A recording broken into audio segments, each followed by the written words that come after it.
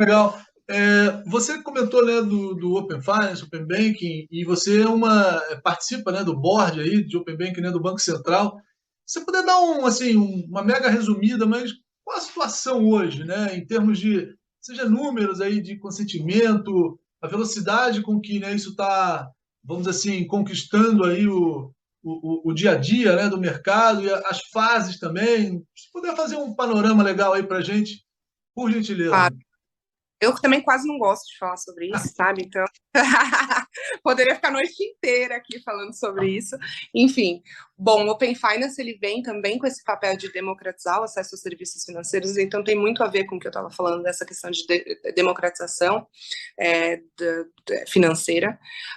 Ele tem três pilares básicos para serem assim, para serem resolvidos, né, na sociedade. O primeiro deles é melhorar o acesso a serviços financeiros, como eu estava falando. O segundo pilar é democratizar o crédito. Então, a partir do momento que eu facilito o acesso, eu também posso criar modelos de negócio que democratize o crédito. E o terceiro grande pilar, que eu gosto muito de falar, porque não é tão óbvio quando você pensa em Banco Central, é melhorar a experiência do usuário. Eu brinco que quando você tem uma fintech, você é um pouco psicólogo também, porque todo mundo vem com uma história triste, falar, não, porque eu tive que ir na agência, porque eu tive esse problema, tal, não sei o quê. Então, essa experiência, ela tem muita fricção, ela é muito dolorosa ainda. E aí o Open Finance vem com esses três pilares, e de que maneira, né?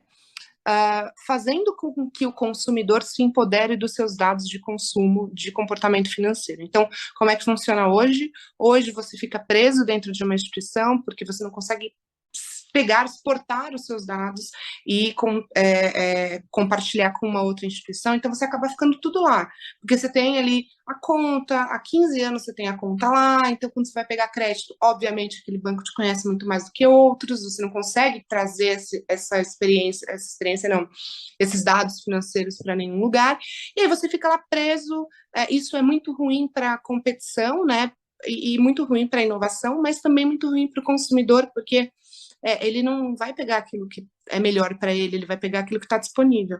E vai estar disponível única e exclusivamente naquela instituição que ele tem há anos. O Open Finance vem com essa possibilidade, esse empoderamento. Então, eu sou dona dos meus dados pela LGPD, Lei Geral de Proteção de Dados. Já que eu sou dona dos meus dados, eu posso compartilhar com quem eu quiser, quais dados eu quiser e por quanto tempo eu quiser. Então, o Open Finance é a infraestrutura que vai trazer esse poder para o consumidor para que ele consiga fazer esse compartilhamento de maneira extremamente segura. Então, é importante falar isso, que não é uma piscininha de dados que os bancos vão lá, as fintechs mergulhar atrás dos seus dados. Não. É quando você quiser, você que vai solicitar, falar, eu quero compartilhar os meus dados com tal instituição, quais dados você quer compartilhar e por quanto tempo, e depois isso pode ser revogado a qualquer momento. Então, é uma liberdade super interessante, um poder muito importante também para o sistema financeiro. E eu costumo dizer que vai ter um Brasil antes, que nem o Plano Real, um Brasil antes e um Brasil depois do Open Finance.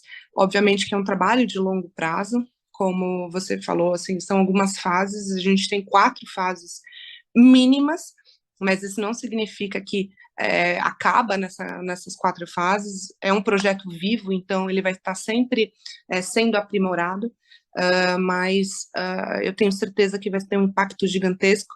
E só para você ter uma noção, o nosso Open Finance foi muito espelhado no Open Finance de UK. Então, a gente viu que teve esse Open Banking, Open Finance lá em UK, e a gente bebeu muito dessa fonte. Muitas das coisas, inclusive de governança que a gente tem aqui no Open Finance do Brasil, foi de lá. Foi o que a gente observou por lá. Nosso Open Finance está bem longe da maturidade do Open Finance de UK, eles começaram antes, né? Mas já tem 5 vezes mais compartilhamentos do que o Open Finance de UK. Só para a gente ter uma noção do poder, do potencial que o nosso mercado tem, e como isso pode ser muito transformador. Em termos de números, você tem alguns números aí que você possa compartilhar? Como Sim, estamos? Você tem na foram mais cabeça? de 5 milhões de compartilhamentos.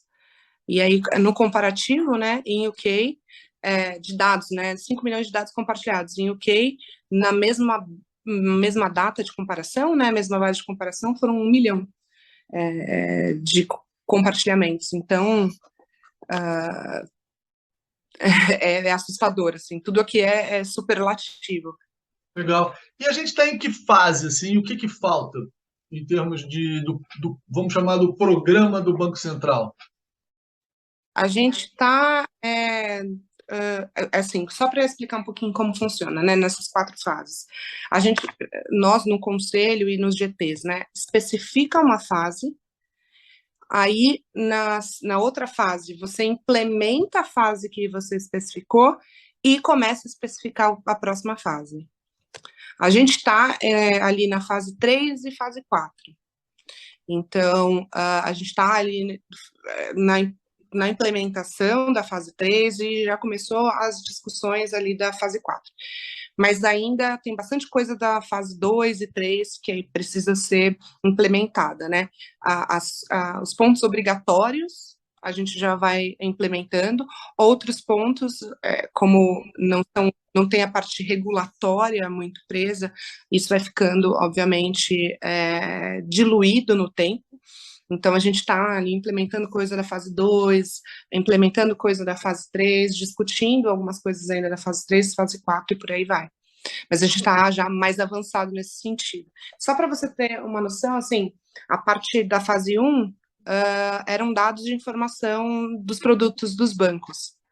Então, a conta, quanto que custava, esse tipo de coisa que não tinha o usuário nessa primeira fase, né? A partir da segunda fase foi que a gente começou o compartilhamento de dados de usuário, compartilhamento de produtos financeiros que eles têm, então dados de usuário, nome, dados cadastrais, documentação, esse tipo de coisa. Terceira, aí vai seguindo, né? Então, aí vieram os produtos financeiros, principalmente crédito, e aí na quarta fase está previsto outros produtos financeiros de outros reguladores. Por isso que a quarta fase é uma fase também muito importante, muito grande, porque aí você começa a ter, por exemplo, o SUSEP, com compartilhamento de seguros, informações, dados de seguros, você tem a CVM com as informações de investimento.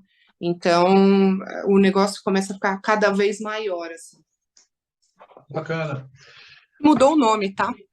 Inclusive, porque era Open Banking, e aí Open Banking é um nome que foca muito em produtos bancários, de banco mesmo, mas como você tem outros reguladores que regulam outros produtos que são financeiros, mas que não necessariamente são bancários, como, por exemplo, a parte de seguros, como, por exemplo, a parte de investimentos de mercado de capitais, a gente mudou o nome para englobar todos os produtos que não sejam exclusivamente bancários. Então, foi de Open Banking para Open Finance.